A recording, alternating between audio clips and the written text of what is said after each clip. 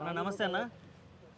తెలంగాణలో కాంగ్రెస్ గవర్నమెంట్ సుపరిపాలన సాగుతుందా? ఎలా ఉంది? బ్రహ్మాండంగా ఉందని ఎక్కడ చూసినా ఫ్లెక్సీలు బోర్డులు కనపడుతున్నాయి, టీవీల్లో కూడా అయ్యో కనపడుతున్నాయి. నీ అభిప్రాయం ఏంటి? రాష్ట్రంలో ముఖ్యమంత్రి గారి పాలన కానీ కాంగ్రెస్ ప్రభుత్వం చేపట్టినటువంటి ప్రతి పథకం ఎక్కడా కూడా ప్రజానీకానికి చేరినటువంటి సందర్భాలు లేవు. ఈరోజు రాష్ట్ర వ్యాప్తంగా ఎక్కడ చూసినా నిన్న మొన్న గత వారం నుంచి జరుగుతూ ఉన్నటువంటి గ్రామ సభల్లో ప్రభుత్వం యొక్క పనితీరు కానీ ప్రభుత్వ పథకాలు ప్రజలకు చేరుతున్నటువంటి తీరు కూడా ఈరోజు మన రాష్ట్రంలో చూస్తూ ఉన్నాం. ఏ పథకం కూడా ప్రజలకు చేరి ఉంటే ప్రజలు నిజంగానే పథకాల ద్వారా ప్రభుత్వం అందించేటువంటి సంక్షేమం ద్వారా సుఖశాంతులతో ఉన్నట్టయితే ఈరోజు రాష్ట్రంలో ఈ యొక్క పరిస్థితి నెలకొని ఉండేదని మేము అడుగుతూ ఉన్నాం.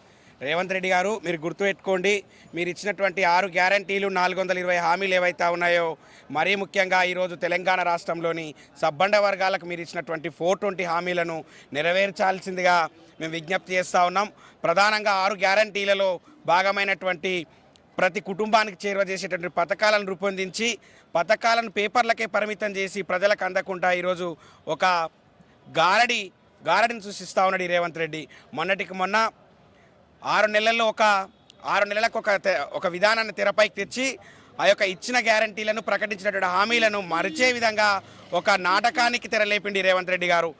మొన్నటికి మొన్న దావోస్ పర్యటన అని పెట్టి ఒక బోగస్ పర్యటన చేసి రాష్ట్రంలో 1,78,000 కోట్ల రూపాయల పెట్టుబడిని మాయమాటలు చెప్తూ ఒక రేవంత్ రెడ్డి గారు తీరేలా ఉందంటే ఈరోజు రాష్ట్రంలో ఆయన కొండారెడ్డిపల్లిలో కోతులు ఏనుగుల సైజులో ఉంటాయనేటువంటి మాటల తీరుగా ఈరోజు రేవంత్ రెడ్డి గారి తీరు ఆ విధంగా తయారైంది. రాష్ట్రంలో రేవంత్ రెడ్డి గారి పాలనను రాష్ట్రంలో ప్రజలు రేవంత్ రెడ్డి యొక్క పాలన పట్ల తీవ్రమైనటువంటి వ్యతిరేకతతో ఉన్నారు. రానున్న రోజుల్లో రేవంత్ రెడ్డి గారికి బుద్ధి చెప్పడం ఖాయమైన విషయాన్ని కూడా తెలియజేస్తా ఉన్నాం. రేపు స్థానిక సంస్థల ఎన్నికలు దృష్టిలో పెట్టుకుని నిన్న 4 హామీలు ఇవ్వడం జరిగిందంటారా? రేవంత్ రెడ్డి గారిది ఎలా ఉంటుందంటే, అసెంబ్లీ ఎన్నికల్లో భాగంగా మేము అధికారం చేపట్టినటువంటి 100 రోజుల్లోనే 6 గ్యారంటీలు అమలు చేస్తామని ఆ రోజు మాటలు చెప్పడం జరిగింది.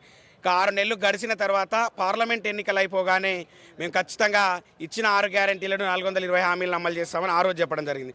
నిన్న రేవంత్ రెడ్డి గారు కొడంగల్ పర్యటనలో భాగంగా నిన్న మళ్ళొక గారడి చేసేటట్టు ప్రయత్నం చేశారు. రానున్నటువంటి మార్చి 31 లోపు 6 గ్యారంటీలు 420 హామీలు అమలు చేస్తామని మళ్ళొక మాయమాట చెప్పడం జరిగింది. రేవంత్ రెడ్డి గారు ఎన్నికల కోసం వారిచ్చినటువంటి హామీలను దాటవేస్తూ ప్రజలను మభ్యపెట్టేటువంటి ప్రయత్నం చేస్తూ ఉన్నాడే తప్ప ఇచ్చిన గ్యారంటీలను ప్రకటించిన హామీలను ఎన్నటికీ అమలు చేయలేదనే విషయాన్ని కూడా యావత్తు తెలంగాణ ప్రజలకు అర్థమైపోయింది.